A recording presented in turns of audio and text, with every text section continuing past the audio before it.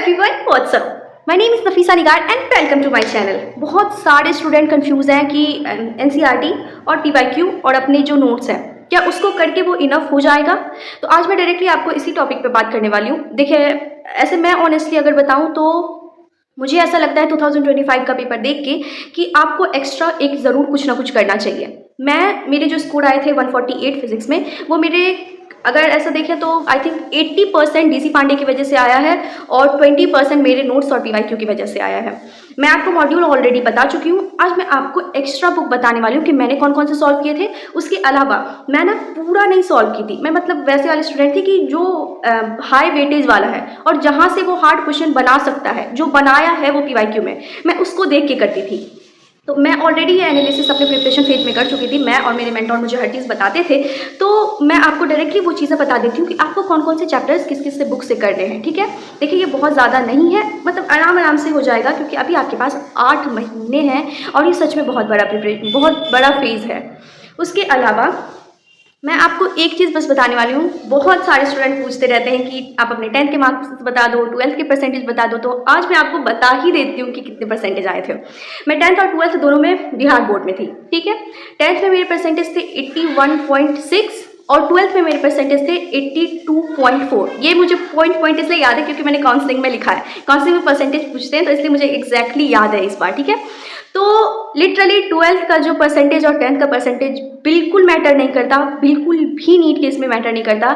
मैं किसी को क्रिटिसाइज़ नहीं कर रही हूँ, लेकिन मेरे साथ वाले जितने थे उसमें सबसे कम परसेंटेज मेरा ही था 10th और 12th में, और मेरे साथ वाले जितने थे उसमें सबसे अच्छा रिजल्ट मेरा ही आया है। तो सच में मैटर नहीं करता आपका 2 साल का कंसिस्टेंसी, 2 साल का हार्ड वर्क, आपका हर चीज़ का सेक्रीफाइस, ये और उसके अलावा आपका क्वेश्चन प्रैक्टिस और स्मार्ट वर्क डिपेंड करता है कि आपको कितना स्कोर आएगा, और आपका वो 3 घंटा डिपेंड करता है कि आपका रैंक क्या आएगा। अब मैं आपको चले बुक का बता देती हूँ। सबसे पहले फिजिक्स में मैंने आपको ऑलरेडी बता दिया है कि मॉड्यूल मैंने एलन का किया था। उसके अलावा अनअकैडमी का भी मॉड्यूल बहुत अच्छा है। मुझे नहीं पता इतना ज़्यादा फेमस क्यों नहीं है, बट उसका भी मॉड्यूल बहुत अच्छा है। आकाश का मॉड्यूल बहुत ज़्यादा अच्छा है। अगर आपकी पीडब्ल्यू से फ्रीक्वेंसी मैच कर रही है तो आप वो भी कर सकते हैं, कोई प्रॉब्लम नहीं है। ठीक है, उसके बाद अपन चलते हैं कि एक्स्ट्रा कौन से बुक यूज़ किए थे। तो एक्स्ट्रा बुक मैं यूज़ की थी डीसी पांडे। एक सेकंड दिखाती हूँ। देखो, ये वॉल्यूम 2 है डीसी पांडे का। मेरे पास वॉल्यूम 1 इसलिए नहीं है क्योंकि मेरा चोरी हो गया था। हाँ, बट हो गया था एग्जाम से 1 मंथ पहले मेरा 11th वाला पार्ट चोरी हो गया था, तो मैं किसी और से ले लेके बनाती थी फिर वो। लेकिन ये मेरा 12th वाला पार्ट है जो इसमें है। देखो, मैं तुम्हें ये बता देती हूँ पहले कि डीसी पांडे में कौन कौन से चैप्टर्स करना है। सारे चैप्टर्स मत करना, 3-4 साल लग जाएंगे डीसी पांडे के सारे चैप्टर्स करने में। तो बताती हूँ कौन कौन से। सबसे पहले करना तुम यूनिट एंड डायमेंशन, बेसिक वाला पार्ट भी कर सकते हैं। बीच वाला सारा पार्ट उड़ा दो, डायरेक्टली आना रोटेशन पे। मैकेनिक्स वाला पार्ट बीच में नहीं करना क्योंकि मैकेनिक्स एक बहुत बड़ा ह्यूज वाला पार्ट है और उसमें डीसी पांडे उसमें ह्यूज से भी ज़्यादा ह्यूज दे दिया है, तो वो अपन नहीं कर सकते। मतलब उसमें थोड़ा ज़्यादा टाइम लगेगा और आई थिंक मैकेनिक्स मॉड्यूल में इनफ रहता है, आप उस वहाँ से कर सकते हैं आराम से। उसके अलावा रोटेशन के अलावा ग्रेविटेशन जो होता है वो आपको करना है इसी से, मतलब डीसी पांडे से ज़रूर करना रोटेशन और ग्रेविटेशन।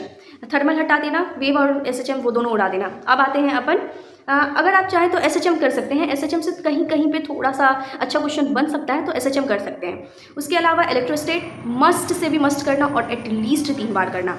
उसके बाद करंट इलेक्ट्रिसिटी, उसके अलावा करंट ऑप्टिक्स, हाँ wave optics and ray optics. मतलब मुझे ऐसा लगता है कि पर्सनली मेरे साथ वाले जितने भी थे उसमें ऑप्टिक्स ऑलमोस्ट लोगों का ख़राब ही था। मतलब ऐसा होता था ना कि जैसे कि सपोज कोई ये पर्टिकुलर टॉपिक्स आता था तो मेरे से बन जाता था, बट जैसे वो बाहर से थोड़ा सा घुमाता बस मेरे से वो बनता ही नहीं था। तो फिर मैंने जब ऑप्टिक्स डीसी पांडे से किया ना, ट्रस्ट मी, कितना भी हार्ड क्वेश्चन आता था मेरे टेस्ट में, कभी ऑप्टिक्स गलत नहीं होता था, कभी भी नहीं होता था। अब मैं तुम्हें थोड़ा सा ये बता देती हूँ कि किस तरह करना है। जैसे डीसी पांडे का एक बहुत ह्यूज है तो मैं थोड़ा सा आपको आइडिया दे देती हूँ कि किस तरह करना है। मैं स्टार्ट करती हूँ इलेक्ट्रोस्टेट, क्योंकि इलेक्ट्रोस्टेट मैंने एकदम यहाँ से दिल भर के किया था। इसमें मैंने बहुत ही अच्छे से किया था। तो देखो, चेक पॉइंट्स जो हैं, जितने भी चेक पॉइंट्स इसमें मिलते हैं उसमें मैंने एक भी स्किप नहीं किया था। नज़र आ रहा है, ये कोई स्पॉन्सर नहीं है, ये पूरा टिक लगा हुआ, तो ये मेरा ही है, समझ में आया। उसके बाद मैं इसके एग्जाम्पल्स, अच्छा रुको मैं एग्जाम्पल्स के बारे में बता देती हूँ, पहले देख लो। देखो यहाँ पे चेक पॉइंट्स 1.2 है, तो मैंने ये भी किया था। चेक पॉइंट्स मैंने सारे किए थे। उसके अलावा एग्जाम्पल्स आपको करने हैं। एग्जाम्पल्स आपको वो करने हैं जो आपको लगे कि ये मेरे रिलेटेड है, लेकिन कुछ एग्जाम्पल्स आपको ऐसे मिलेंगे जो बिल्कुल ही आउट ऑफ होगा, एकदम ही समझ नहीं आएगा कि ये क्या बोल रहा है। उसको आपको डायरेक्टली स्किप करना है बिना कुछ सोचे कि ये कैसा है वो कैसा है। आपको डायरेक्टली उसको स्किप कर देना। कुछ कुछ एकदम आउट ऑफ है जो अपन के नोट्स और मॉड्यूल से बिल्कुल रिलेटेड नहीं होगा, तो उसको स्किप कर देना, लेकिन चेक पॉइंट्स जरूर करना। उसके बाद अपन आते हैं एक्सरसाइज पे। एक्सरसाइज भी मैंने किया था। देखो एक्सरसाइज मैंने सारे किए थे, लेकिन कुछ ऐसा क्वेश्चन है जो, जैसे कि ये वाले तो मतलब मेरे डाउट्स वाले थे, कुछ ऐसा क्वेश्चन है ना जो मुझसे नहीं बनता था, और कुछ ऐसा क्वेश्चन था जो मेरे से बनता नहीं के अलावा वो मतलब समझ ही नहीं आता था कि क्या है, किस तरह से है।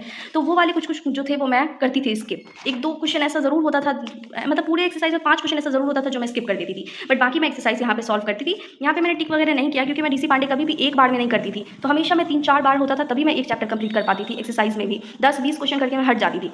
उसके अलावा ये मेडिकल एंट्रेंस वाला भी है, ये भी मैं इसलिए करती थी क्योंकि ये ना थोड़ा पीवाईक्यू से हट के रहता था, तो इसलिए मैं मेडिकल एंट्रेंस भी करती थी। तो मैंने ये सारी चीज़ें की थी, ये आपको समझ आ गया होगा। इसका पीछे सॉल्यूशन भी दिया हुआ है। मैं सॉल्यूशन एक्सट्रीम केस पे जाके देखती थी जब मेरे पे से 3 बार ट्राई करने के बाद नहीं बनता था। एक ही बार बैठ के 3 बार ट्राई नहीं, मैं 3 बार अलग अलग टाइम अलग अलग ड्यूरेशन में ट्राई करती थी और तब भी नहीं बनता था, तो मैं जाती थी अपने सॉल्यूशन पे। उसके अलावा आपको सारे चेक पॉइंट्स करने हैं, चेक पॉइंट्स बिल्कुल भी नहीं छोड़ना। उसके अलावा एक्सरसाइज पे जाना, एक्सरसाइज में आपको एटलीस्ट 5 क्वेश्चन ऐसा मिलेगा जो आपसे नहीं बनने के लायक होगा। टेंशन मत लेना कि यार मेरे से तो नहीं बन रहा, नहीं बनेगा, कोई बात नहीं।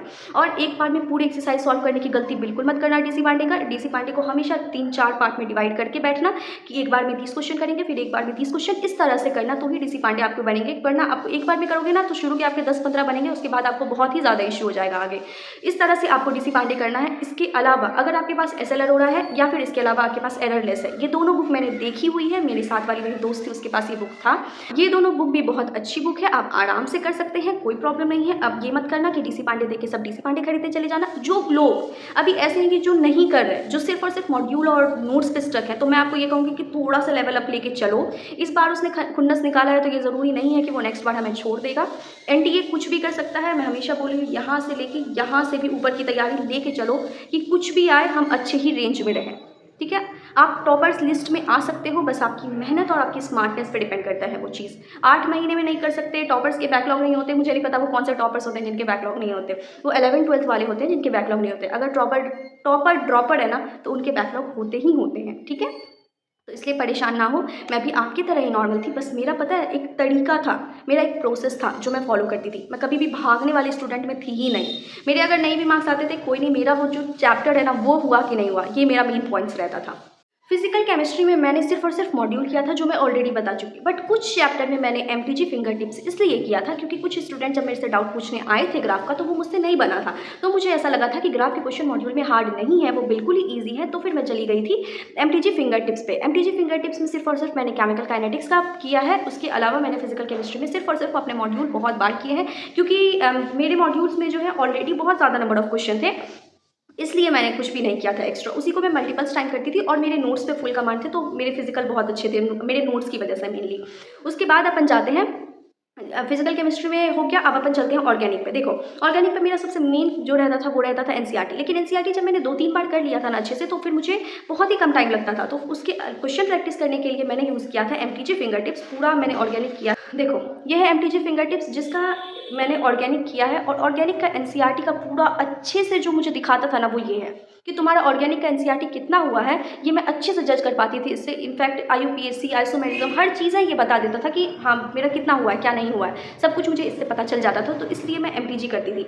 एमटीजी में जो है मेन एक्सरसाइज मेरा मेन फोकस होता था। उसके अलावा एग्जाम्पलर के इसमें क्वेश्चन रहते हैं एमटीजी फिंगर टिप्स में, वो भी मेरा मेन फोकस रहता था। मैं एग्जाम्पलर्स भी हमेशा करती थी इसके, क्योंकि एग्जाम्पलर्स में इसके क्वेश्चन अच्छे हैं। उसके बाद जो पीवाईक्यू वाले पॉइंट्स पे जाते हैं वहाँ पे जेई के भी पीवाईक्यू मुझे मिल जाते थे 2-4, तो मैं वो भी करती थी। उसके अलावा मैंने जेई के पीवाईक्यू एक्स्ट्रा से इसलिए नहीं किए थे क्योंकि मुझे टाइम भी नहीं मिल पाया था। मेरे पास बुक है, दोनों बुक है, 11th-12th दोनों की बुक है, लेकिन आज तक मैंने उसे खोल भी नहीं पाई, मुझे टाइम ही नहीं मिला जेई के पीवाईक्यू के लिए। मैंने जेई का कोई पीवाईक्यू नहीं किया, एक भी नहीं। इसमें ही 3-4 क्वेश्चन मिल जाते थे मुझे, तो मैं बस वही करती थी।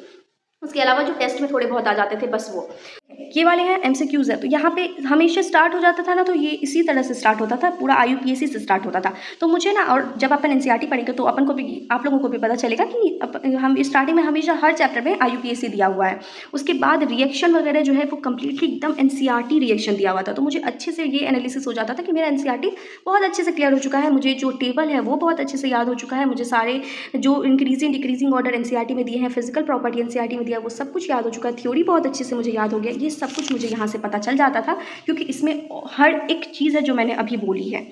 उसके अलावा मैंने ये 12th के एग्जाम्पलर्स किए थे जिसमें 3-4 चैप्टर्स ही किया था मैंने। देखो उसके अलावा मैंने इसका पूरा नहीं किया था। एग्जाम्पलर तब करना है जब सब कुछ बहुत अच्छे से हो जाए, आपके एनसीईआरटी वगैरह अच्छे से हो जाए तो मैंने ये एग्जाम्पलर्स किया था, तो वो भी सिर्फ और सिर्फ 12th वाला 3-4 चैप्टर। ठीक है, अब चलते हैं अपन इनऑर्गेनिक पे। इनऑर्गेनिक पे एनसीईआरटी बहुत बार करना, उसके बाद एक कोई सा भी एक जो है अपना क्वेश्चन बैंक वाला बुक जरूर रखना।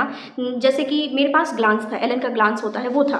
आप भी अगर कोई इंस्टीट्यूट का आपके पास क्वेश्चन बैंक मिलता है, हर इंस्टीट्यूट में एक एक बुक मिलता है, अगर आपके पास वो है ना, तो इनऑर्गेनिक में वो इसलिए मैं करती थी। देखो ऐसे कोई नीड नहीं होती, वो एनसीईआरटी ही आता है कम्प्लीटली। मेरा बस ये मोटो था कि जैसे suppose periodic table, chemical coordination, उसमें कुछ ऐसा आ जाता है, मतलब कोऑर्डिनेशन नंबर जो भी है वो, उसमें कुछ ऐसा आ जाता है जिसमें थोड़ा टाइम लगता है, थोड़ा लंबा रहता है उसका, 2 मिनट शायद 1 मिनट ऐसे लग जाता। तो मेरा ऐसा बस मोटो रहता था कि जो और लोगों को 1 मिनट लगे वो मुझे 20 सेकेंड में हो जाए।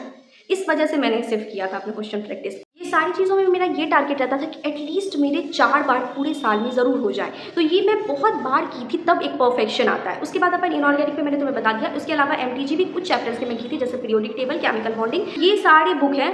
तो इसमें बहुत ज़्यादा बुक नहीं है, तुम्हें लगता होगा कि बहुत ज़्यादा बुक है। जब स्टार्ट करोगे ना एक बार बनाना, तो लगेगा कि हाँ यार कम है, मेरे से हो जाएगा। तो एक बार ट्राई करना, थोड़ा सा हाई लेवल लेके चलना, कि पता नहीं कि उस दिन एग्जाम के दिन क्या हो जाए, तो इसलिए थोड़ा सा हायर लेवल साथ में लेके चलना। ठीक है।